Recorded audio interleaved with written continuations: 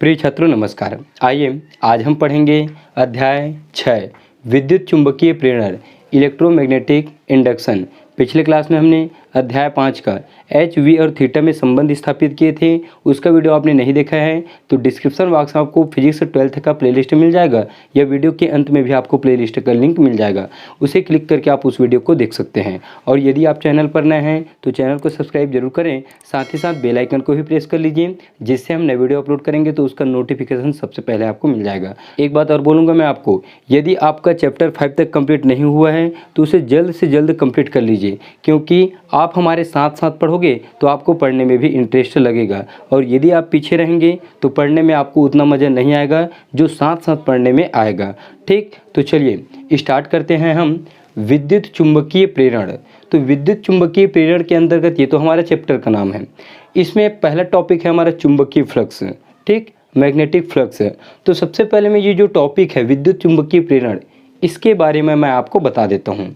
ठीक, तो ध्यान दीजिए, एक छोटा सा टॉपिक है जिससे ये जो चैप्टर है वो परिभाषित हो जाता है। इसको हम आगे पढ़ेंगे अच्छे से डिटेल से, फैराडे का नियम।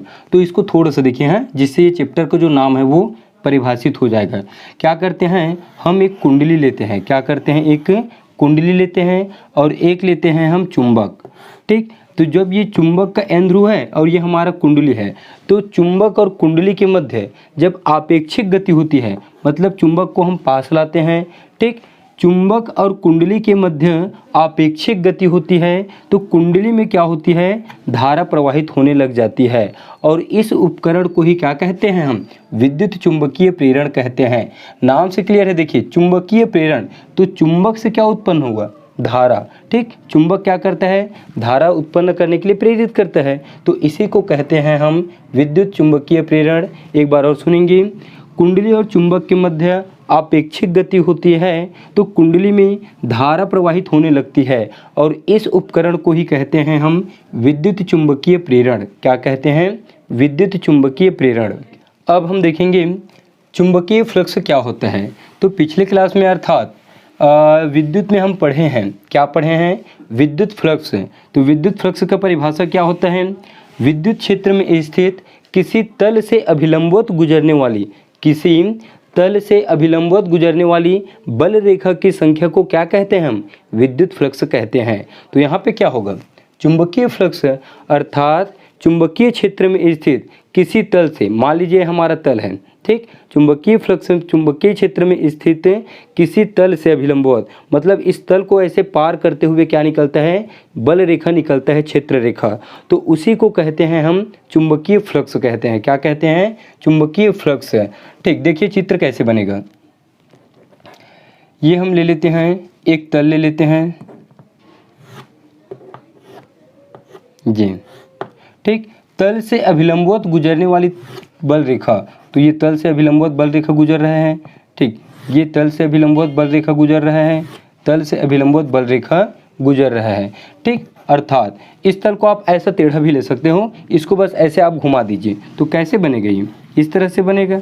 ठीक, ये ऐसी है ना, उसको पार करते हुए निकल रहा है तल को। तो चुंबकीय क्षेत्र में स्थित किसी तल से अभिलंबवत गुजरने वाली कुल क्षेत्र रेखाओं की संख्या को कहते हैं हम चुंबकीय फ्लक्स कहते हैं। अब ये जो तल है, क्या है, तल का क्षेत्रफल क्या होता है, इसके लंबवत होता है ऐसे, तो हम उसको ले लेते हैं क्षेत्रफल हम n ले सकते हैं या कैपिटल A ले सकते हैं। चलिए हम उसको A ले लेते हैं। ठीक, ये तल का क्षेत्रफल कैपिटल A ले लेते हैं। बुक में वहाँ पे आपको n दिया हुआ है तो n भी रख सकते हैं, लेकिन हम ले लेते हैं उसको कैपिटल A। ठीक, ये समझ आया। एक तल और देखते हैं हम। ठीक, इसी तरह से एक तल और बनाता हूँ मैं, इस तरह से, ये ठीक। अब ध्यान दीजिए, इसमें जो A है, ये क्या है, हमारा A है, ये तो सेम रहेगा। ठीक, ये क्या है, सेम रहेगा। चुंबकीय बल रेखा क्या होती है, इस बार इस तरह से गुजरता है, इस तरह से गुजरता है, और इस तरह से इसमें चुंबकीय बल रेखा गुजरता है। तो यह इसको भी कहेंगे हम चुंबकीय फ्लक्स। अर्थात यहाँ पे कितने अंश का कोण बनेगा, लेकिन यहाँ पे थीटा इक्वल टू 90 अंश का कोण बनेगा। कितने अंश का कोण बनेगा, 90 अंश का। तो इस तल को भी हम कह सकते हैं, यहाँ पे भी चुंबकीय फ्लक्स अर्थात चुंबकीय बल रेखाएं तल के अभिलंबवत मतलब तल के लंबवत गुजर रही है, तो इसको भी कहेंगे हम चुंबकीय फ्लक्स। ठीक, अब इसके बाद एक तल और देखते हैं, तो ये ले लेता हूँ फिर मैं एक छोटा सा तल, ये ठीक, यहाँ पे ये तो हमारा सेम रहेगा तल, मतलब ये ए तो सेम रहेगा। अब इसमें क्या होता है, ध्यान दीजिए, इसमें चुंबकीय बल रेखा इस तरह से गुजरता है, मतलब कोई ज़रूरी नहीं है कि चुंबकीय बल रेखा तल के लंबवत ही गुजरे, वो हो सकता है उसका तिरछा भी गुजर सकता है या आड़े तिरछे भी गुजर सकता है चुंबकीय बल रेखा।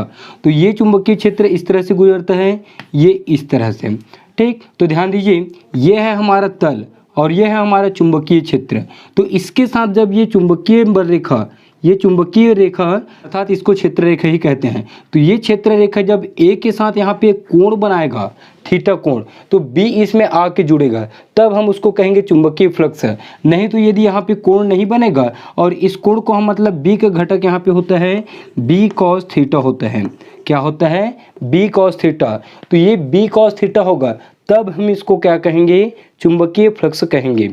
क्या कहेंगे, चुंबकीय फ्लक्स कहेंगे। ठीक, अब कॉस थीटा ही क्यों लिए इसमें, क्योंकि जब तल को हम ऐसा मानते हैं, ठीक, इस तरह से है हमारा तल, ये है आपका ए और यहाँ से गुजर रहा है आपका ये बी, तो यहाँ पे जो कोण बनता है ए के साथ ऊपर की ओर, ठीक, इसको हम बोलते हैं बी कॉस थीटा, और ये होगा इसका ऊर्ध्वाधर घटक मतलब बी साइन थीटा।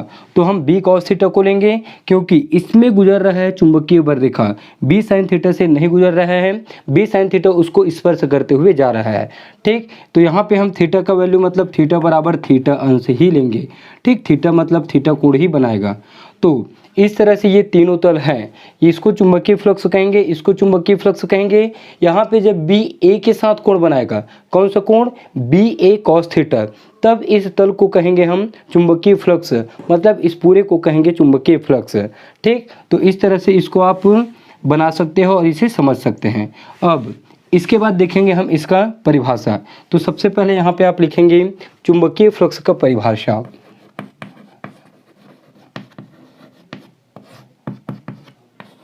परिभाषा, तो परिभाषा क्या लिखेंगे, यहाँ पे परिभाषा लिख दिया हूँ।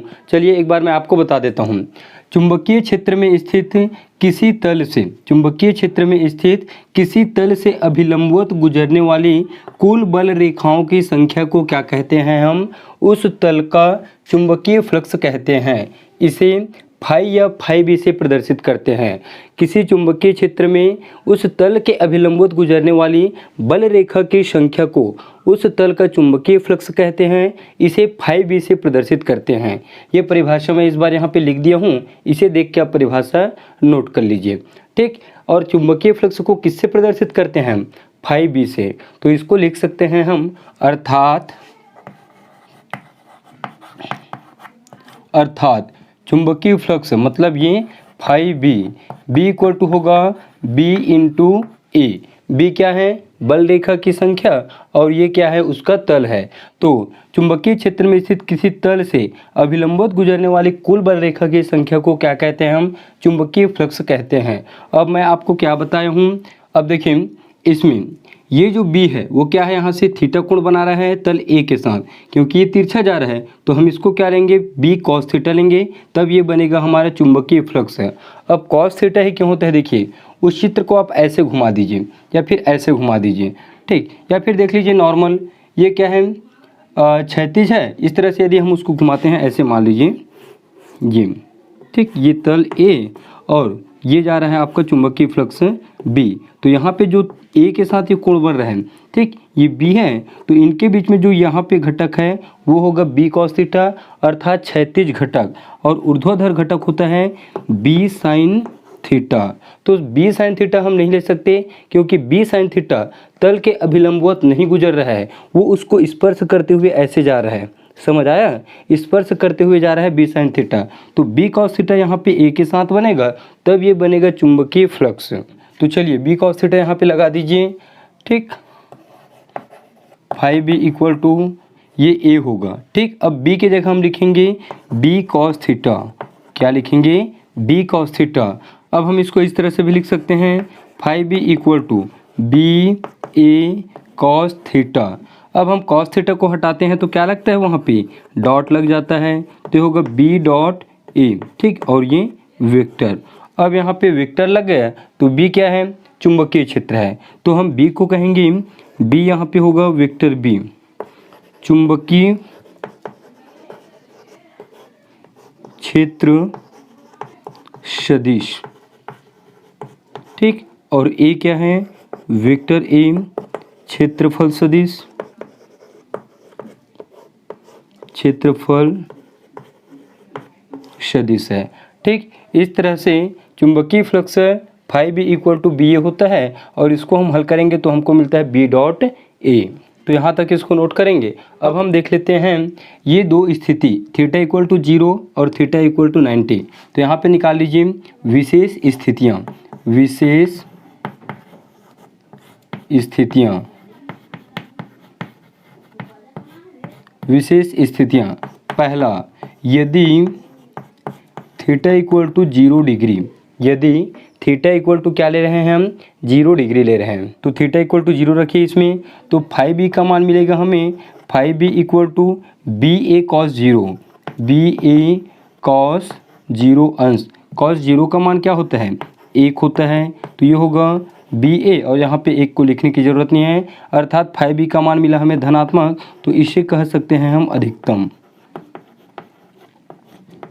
अधिकतम। तो देखिए इससे क्या निष्कर्ष निकला, यदि चुंबकीय क्षेत्र तल के अभिलंब के, ये है तल का अभिलंब, ठीक, तल के अभिलंब के अनुदिश हो, मतलब दोनों की दिशा एक ही दिशा में है, तो वहाँ पे चुंबकीय फ्लक्स का मान क्या होता है, अधिकतम होता है। एक बार और सुनिए, यदि चुंबकीय क्षेत्र तल के अभिलंब के अनुदिश हो तो चुंबकीय फ्लक्स का मान अधिकतम होता है। क्या होता है, चुंबकीय फ्लक्स का मान अधिकतम होता है।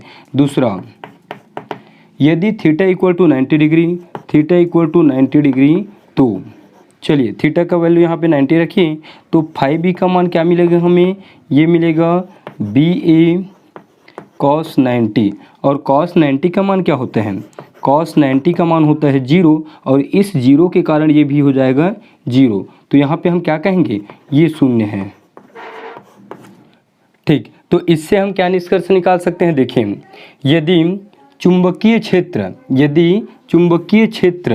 तल के अभिलंब, ठीक, ये है हमारा तल का अभिलंब, यदि चुंबकीय क्षेत्र तल के अभिलंब के लंबवत हो, मतलब ये तल है और चुंबकीय क्षेत्र क्या है, इसके लंबवत है, लंबवत मतलब दोनों के बीच 90 अंश का कोण बढ़ रहा है, ठीक। यदि चुंबकीय क्षेत्र तल के अभिलंब के लंबवत हो तो चुंबकीय फ्लक्स का मान क्या होता है, शून्य होता है।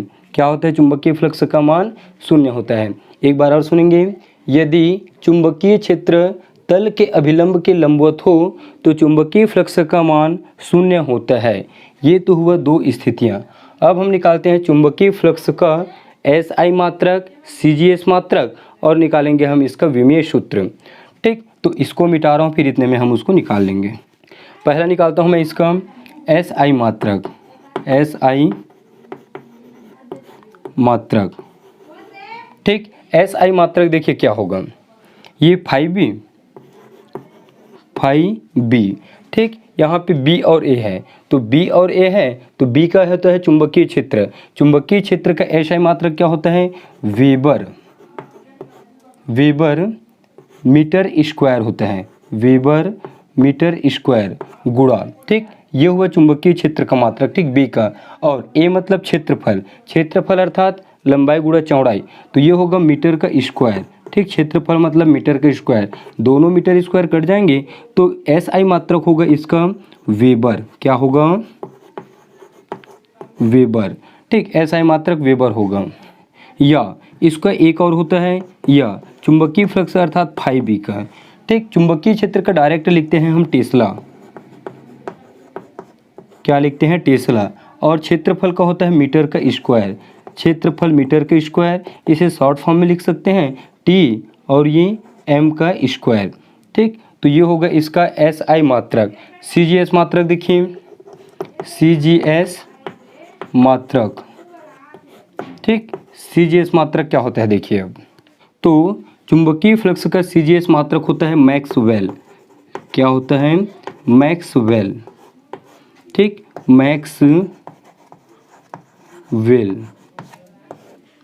मैक्सवेल को हम शॉर्ट में लिख सकते हैं mx। क्या लिख सकते हैं? mx। अब एक वेबर मतलब होता है, एक वेबर मतलब होता है 10 के घात 8 मैक्सवेल। कितना होता है? एक वेबर होता है 10 के घात 8 mx। ठीक, संकेतिक रूप है m और x, और एक वेबर का मतलब होता है 10 के घात 8 mx।